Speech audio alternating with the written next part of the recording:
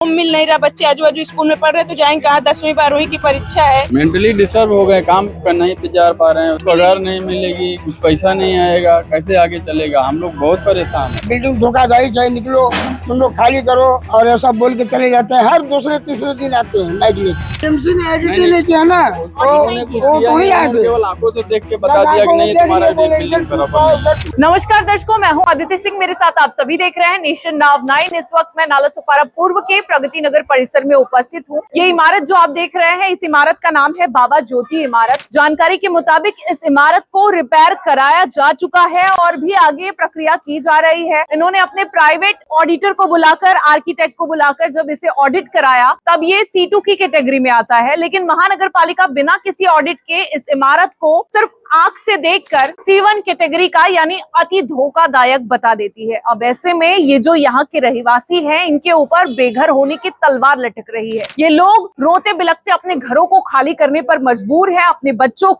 बच्चों के भविष्य को लेकर दरबदर भटकने को मजबूर है। बातचीत करते हैं और जानते हैं कि क्या कुछ कहना है। क्या कहेंगी मैम? हम लोग ये रिपेयरिंग करवाने के बाद ये खाली करवा रहे हैं रूम। तो बताओ, जब रिपेयरिंग नहीं करवाना था, BMC तोड़ना था, तो इसमें ये लोग ऑडिट किए ही नहीं होते। जितना पैसा हम लोग खर्चा किया, बोल रहे रूम खाली करो, और रूम मिल नहीं रहा, बच्चे आजू बाजू स्कूल में पढ़ रहे तो जाएंगे कहाँ, 10वीं 12वीं की परीक्षा है तो जाएंगे कहाँ, इतना तकलीफ हो रही है। अच्छा, ये ऑडिट कब कराया आप लोगों ने? ये 3 महीने पहले। और रिपेयरिंग का काम?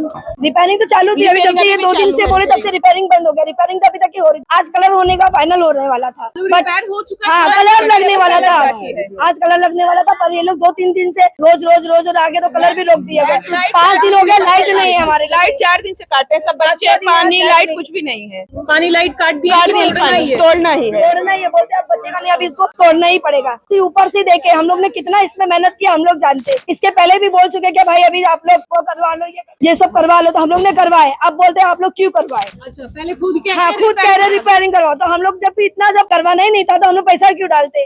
उनको पहले ही गिरवा देना चाहिए था। सब कुछ हो गया, अब बोलते नहीं गिरवाना ही पड़ेगा। अच्छा, रिपेयरिंग में कितना पैसा खर्च हुआ? कम से कम एक रूम लोग का 60-70 हजार रुपया गया है। रूम छोड़ के सिर्फ इसके लिए बनवाने के लिए 60-70 हजार रुपया गया है एक रूम से। एक रूम से सोसाइटी के लिए 60 हजार 70 हजार गया है इमारत को रिपेयरिंग कराने के लिए। अपने घरों को रिपेयरिंग की बात वो खुद अलग से करना है, सिर्फ बाहर से जो रिपेयरिंग करना है उसका बता रही हूँ। तो इस तरीके से एक घर से 60-70 हजार रुपए निकालने के बाद ये इमारत जब रिपेयर हो चुकी है, सिर्फ कलर करना बाकी है। अब ऐसे में महानगर पालिका आकर कहती है कि भाई अब आपको इसको खाली करना पड़ेगा और ये इमारत तो टूटेगी। क्या कहेंगे भैया, जो ये चल रहा है झोल झाल इस तरीके का, क्या कहेंगे? मैम, ये तो गलत हो ही रहा है और हम लोग बेघर हुए हैं, कहीं भी घर नहीं मिल रहे हैं, बच्चे इधर से उधर भटक रहे हैं, हम लोग पूरे दिन दौड़ रहे हैं, कहीं रूम नहीं मिल रहे हैं। तो बोलो इतने रुपए तो लग चुके हैं, काम काज पर जा नहीं पा रहे होंगे। कहीं आज 5-5 दिन से हम लोग छुट्टी करके बैठे हैं घर। मेंटली डिस्टर्ब हो गए, काम कर नहीं पे जा पा रहे हैं, उसके बाद बच्चों को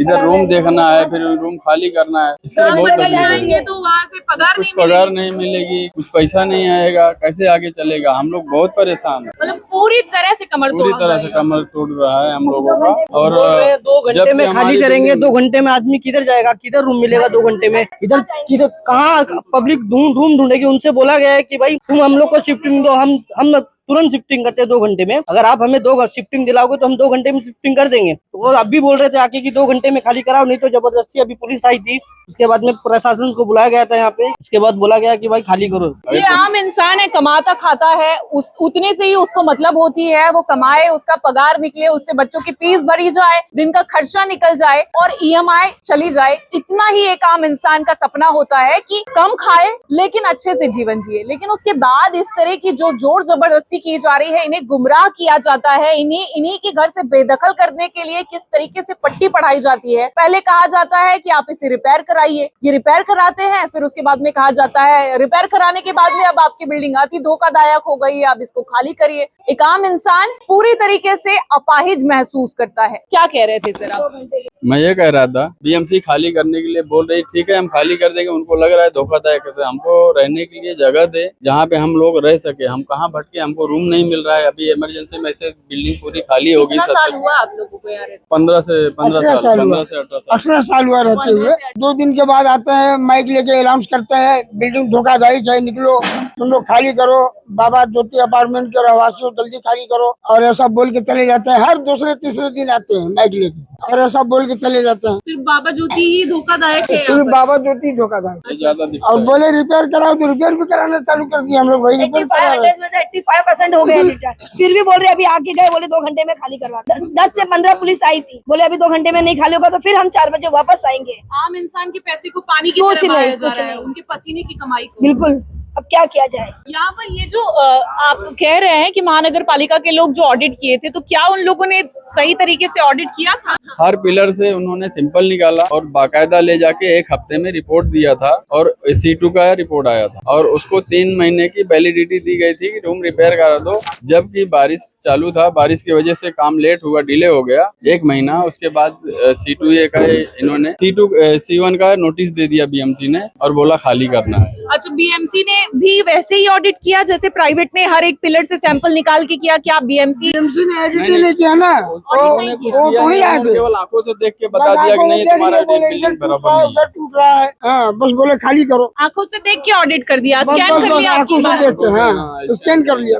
देखिए, आंखों से देख के इस इमारत को स्कैन कर लिया और यहाँ जो 40 परिवार रह रहे थे उनके साथ ये पूरी तरीके से स्कैम कर दिया गया सिर्फ आंखों से। तो ये है जो झोलझाल चल रहा है, इसमें एक आम इंसान पूरी तरीके से पिस रहा है। अच्छा, कितना कमा लेते होंगे आप लोग महीने का? महीने का 15 से 20 हजार, 25 हजार, 15 से 20 हजार, 25 हजार जी, ये आपकी तनख्वाह है? इसी पर परिवार चल रहा है? इसी पे चल रहा है। उसमें अभी 5 दिन आप गए नहीं? जी, अरे 5 दिन नहीं, 1 हफ्ते से हम लोग परेशान है, 15 दिन से परेशान है। ये लोग हमको रोज बाके बोल रहे हैं खाली कब कर रहे हो। अब उसमें से 20 हजार में से आपकी तनख्वाह कटेगी भी, जो छुट्टियां बिल्कुल कटेगी नहीं। अपना खुद का व्यापार है, थोड़ा गाड़ी वाड़ी चलाते हैं, उसमें हम जितना दिन जाते हैं उतना ही पैसा मिलता है, उससे ज्यादा कुछ मिलता नहीं है। जितना दिन हम नहीं जाएंगे हमको 1 रुपया कमाई नहीं मिलता है। खर्च और महंगाई बढ़ रही है लेकिन आमदनी जो है वो घटती जा रही है। अब ऐसे में आम इंसान आखिर किसका सहारा ले और कैसे अपने जीवन का यापन करे, ये सब कुछ देखना होगा। लेकिन हाल फिलहाल ये बाबा ज्योति इमारत के रहवासी हैं और इन्हें महानगर पालिका की ओर से, प्रशासन की ओर से ये नोटिस दी गई है। बार बार इन्हें ये इत्तला किया जा रहा है कि 2 घंटों के अंदर इस इमारत को खाली कर दीजिए,